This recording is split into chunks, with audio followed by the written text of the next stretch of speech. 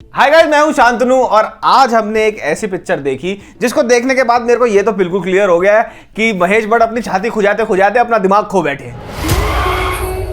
सुना था कि प्यार कचरे को भी सोना बना देता है। आज देख लिया। चला। तो भैया सड़क 2 के ट्रेलर पे 12 मिलियन डिसलाइक हैं एंड जब मैंने पिक्चर देखी मेरे को ये लगा कि ये एक डिसलाइक को एक्चुअली डिजर्व करती है बिकॉज ऑफ द फैक्ट कि ये मूवी दीपक कलाल जैसी ए 2% की दिल्ली की छोरी। तो बेसिकली महेश दद्दू अपनी नींद से उठे एक दिन और उबासी मारते मारते सोचा उन्होंने, यार मैंने 1991 में 29 साल पहले मैंने एक बहुत ही उम्दा पिक्चर बनाई थी जिसका नाम था सड़क और मेरी बेटी आलिया का करियर भी काफी अच्छा चल रहा है, तो ये तो भैया ठीक हो नहीं रहा है।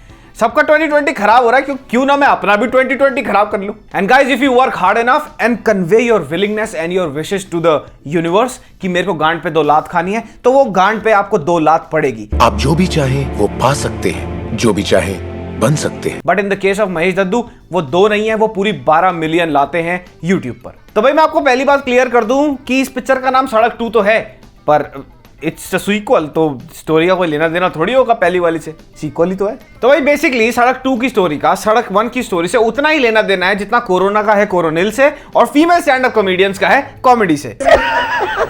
कोई लेना देना नहीं है। तो पिक्चर शुरू होती है और ये एस्टैब्लिश कर दिया जाता है कि भाई संजय दत्त को डिप्रेशन है, वो डिप्रेशन से डील कर रहे हैं क्योंकि पूजा भट्ट की टिकट कट चुकी है और वो इस दुनिया में अकेले रह गए हैं और वो भी मरे जा रहे हैं कि मेरी टिकट भी कट जाए और मैं भी जाके पूजा भट्ट को गले लग जाऊं स्वर्ग में। फिर आते हैं कुछ ऐसे शॉट जहां पर दिखाया जाता है कि संजय दत्त बहुत हार्ड ट्राई कर रहे हैं अपनी जान लेने का, यानी सुसाइड करने का बहुत ज्यादा ट्राई कर रहे हैं। कभी फांसी लगा लेते हैं, कभी अपने मुंह में गाड़ी का एग्जॉस्ट पाइप ठूस लेते हैं, मैं आ रहा हूं पूजा।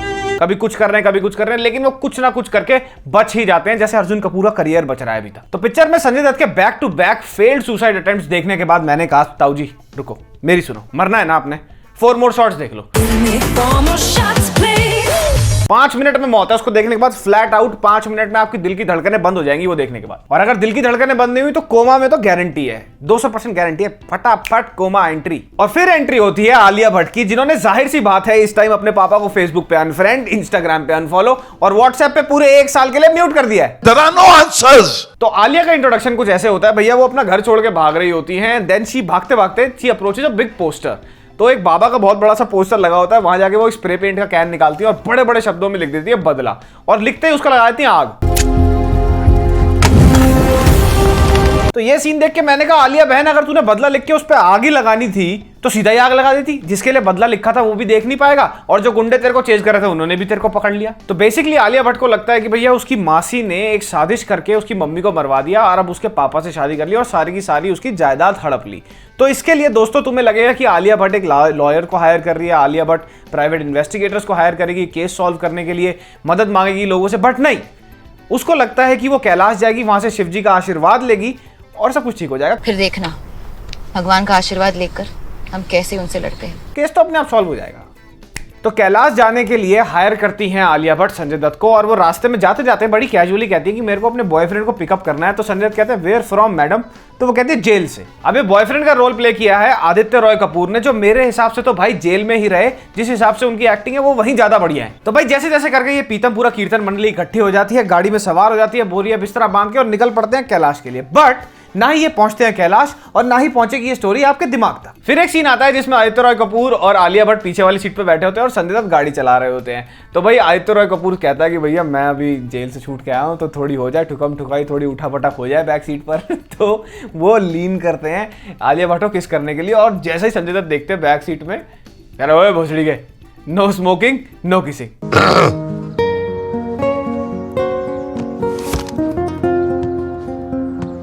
तो अगर तुम्हें लगता है कि संजय दत्त के कहने पर कि भैया ये मेरी ऑडी है, ये प्रीमियम टैक्सी है, इसको बेंचो छादरा का ऑटो मत बनाओ, यहाँ चौदम पट्टी मत करो मेरी बैक सीट पर, वो दोनों रुक जाएंगे, तो तुम गलत थे। मैं भी गलत था, मुझे भी लगा वो दोनों रुक जाएंगे। मुझे लगा जब वो पॉटी सुसु करने के लिए, रिलैक्स होने के लिए उतरेंगे किसी ढाबे पे, तो आलू के पराठे खाने के बाद, गार्गल्स करने के बाद वो किस कर लेंगे, लेकिन ऐसा नहीं होता है क्योंकि it's very hard to not answer the mating call coming from the minister in the pants. वो लोग क्या करते हैं, क्योंकि गाड़ी में तो किसिंग अलाउड है नहीं, बट हम सनरूफ खोलेंगे, दोनों सनरूफ से बाहर निकलेंगे और ऊपर पप्पी कर लेंगे। Big brain time. और हाँ, महेश भट्ट ने अपने कैरेक्टर्स के अंदर इतना कूट कूट के रियलिज्म भरा है कि आदित्य रॉय कपूर भाई साहब जेल से छूट के आते हैं और तुम्हें एक मिनट के लिए भी ये नहीं लगेगा कि वो भाई साहब जेल से छूट के आए हैं। तुम्हें ऐसा लगेगा कि ये तो भाई वो थे जो the monk in my Ferrari और जो भी उस किताब का नाम था, वो उसको पढ़ने के लिए सबैटिकल लेने गए थे, and now he is back in his cafe coffee bar. मैंने कहा भाई तू अभी जेल से छूट के आया है, तेरे को 10 मिनट नहीं हुए, बहनचोद have some fucking regrets about what you fucking did. आते ही तेरे को सिगरेट चाहिए और बहनचोद तेरे को कजरारे खेलना बैक सीट पे गाड़ी के।